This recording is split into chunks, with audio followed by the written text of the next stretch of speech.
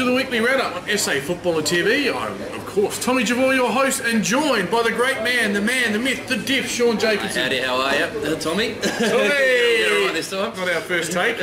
Great to have you back, mate, and things travelling quite well at Rosewater. Yeah, well, after a stinky period there, we finally come good on the weekend, so yeah, so that was good. It's a new technical football term, stinky period. Watch out for that one in the vernacular coming soon. But we're on Div 6 at the moment. We're reviewing round 13 and previewing round 14.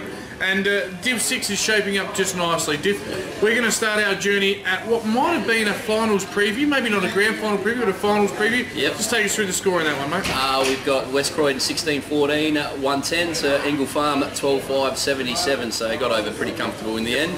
Bit of a fortress down at Falk Park, West Croydon. They haven't lost there this year, so... No, I heard they were down at half-time though by a few of the West Croydon boys on Saturday night, they told. I've seen a few, so...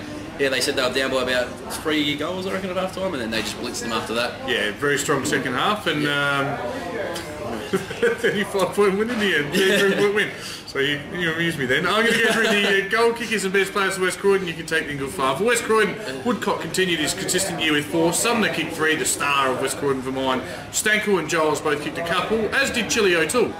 Freeman, Curtis and Sumner were their best for the Farmers. And for the Farmers, we had Sanderson with 3 and multiple with 2 in Buck, Sumner, Cavell and Lynch. And their best players were Pryor, Sumner and Hancock.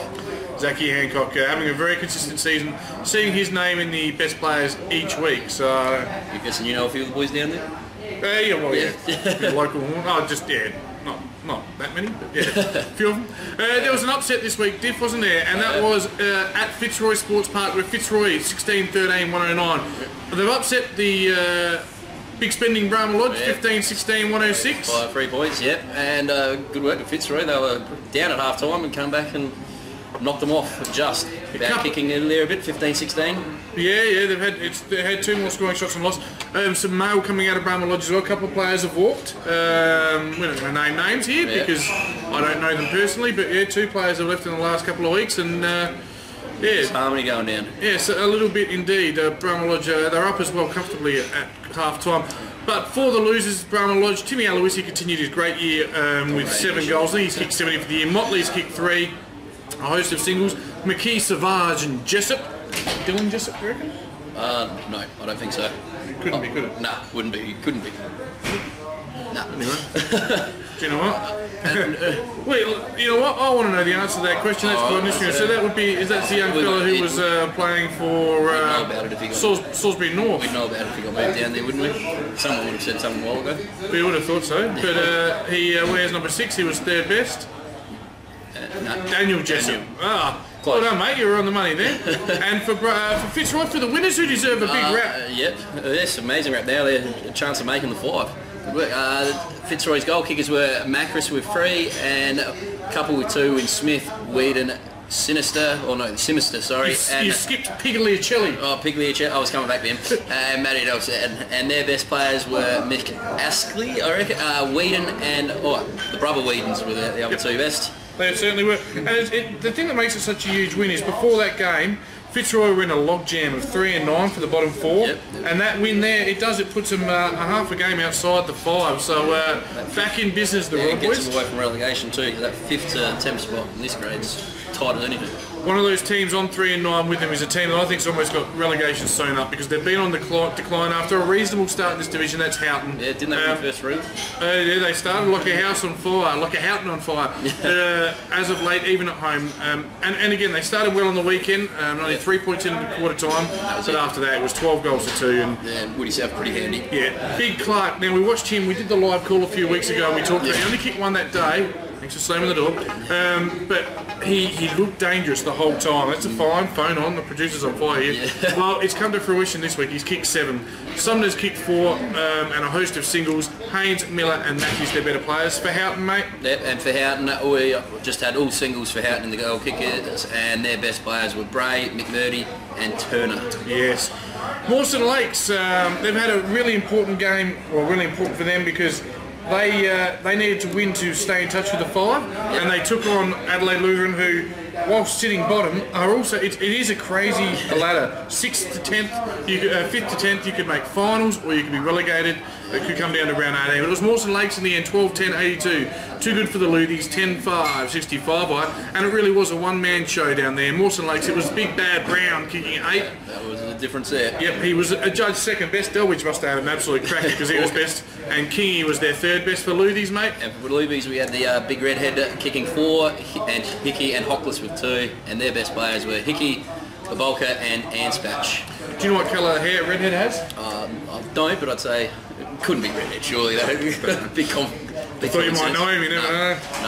No, nice. And our last one for the day, again, it was another battle of the cellar dwellers. Well, it was a bit harsh on Trinity. Before this game, they were sitting in the 5, but I tell you what, they're making their play at becoming a cellar dweller because at Trinity, they've gone down to Mitchell Park, who started the game on 3 and 9 in 7th. They've come good the last few weeks, Mitchell Park. They have 15-7, 97 Trinity, 9-8, 62. For Trinity, it was Cotter with 3 and Perry with 2, along with Cavallaro with 2. Coaches obviously had the brace and bits because he hasn't named any best players. He must have thought they were terrible. But for Mitchell Park, they had Hyde with 6, and McDonald with 3, and Denelt with 3. And their best players were Hyde, Nusky and Power. Yeah, no, that's a huge win for Mitchell Park. Yeah. It makes the ladder very interesting, which we'll get to just a sec. But on the goal kicking, Timmy Alois has got it sewn up with 70 goals from Woodcock and McDonald, both on 43. But he's going to get the 100. Well, you'd suggest he's got at least 5 games to go. He'll go very close in these conditions. He's kicked 7 on the weekend in appalling conditions, so he's done well. Averaging 6 a year, you get it. Yep. Now again, looking at the ladder, we're going to start down the bottom half. You could throw a blanket. I mean, Adelaide Lutheran still sit 10th. Finals not out of the equation. They're two games outside finals with 5 to go. Yep. West Croydon sit like a beacon on top. 1.5 games clear. They'll get the first week of the finals off, and it's Ingle Farmer, Woody South to challenge. Bramah Lodge will still be around the mix as well. Yep. I think the rest of the teams are making up. They're fighting for 5th. They're probably only making up. Yeah, they'll only be playing one final. I'm pretty confident. Yes. Look, for me, the tipping shouldn't be too hard, although there was some upsets in Div 6 this week. Yeah. We'll start with Bramah Lodge and Trinity. Trinity have come off their worst game of the year at home. Can they bounce back? I don't think they will, but you were saying Bramah Lodge lost a few. They lose a few more, but Trinity will be confident going into it. Yeah, I think Bramah Lodge for mine as well. The hard to stop Hawks, West Croydon take on Mawson Lakes at home, and I think complacency could be their only real danger. Yeah, no, they won't lose that one.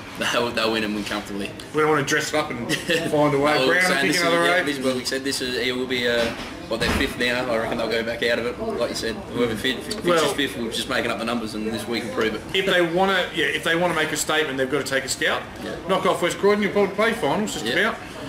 Mitchell Park and Ingle Farm. I'd expect the Farmers to bounce back from a tough game last week. Although Mitchell Park, this will be a close found their first shizzle. Well, they've got a few Para Hill boys playing at Mitchell Park, so I reckon it'll be close, but I reckon Ingle Farm will bounce back and win. A few Para Hill boys at Ingle Farm too. So, bit of. There you go. Look, I think Ingle Farm will be too good at home. Still yet to probably reach the absolute heights of what we thought they might this year, but they've been fairly consistent in the Dogs for mine. Yep. Next one, mate.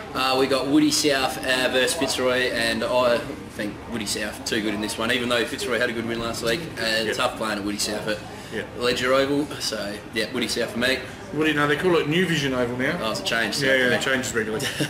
Look, Woody South again. When you see these clubs first hand, which I've been lucky enough to do this year, you see your Armacs and these types, and they're really good footballers. It might be Div 6, but there's some footballers floating around capable of playing much higher, and they've impressed me. Woody South, they'll get the chocolates. Yeah.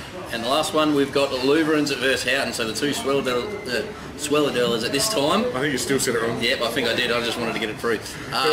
Them two against each other, and I think 9th versus 10th. Whoever wins this, loses this, is going down, aren't they? I'm pretty confident you'd say they'd be going down. So massive game for both of them, and I think Luthies will get up here. Luthies at home for me as well. Diff, I think, will be too strong. It's been a tight, short, sharp Division 6 first up. Diff, I'm pretty happy with the way you went. Yep, so am I. And we'll be back next week with more Div 6. So.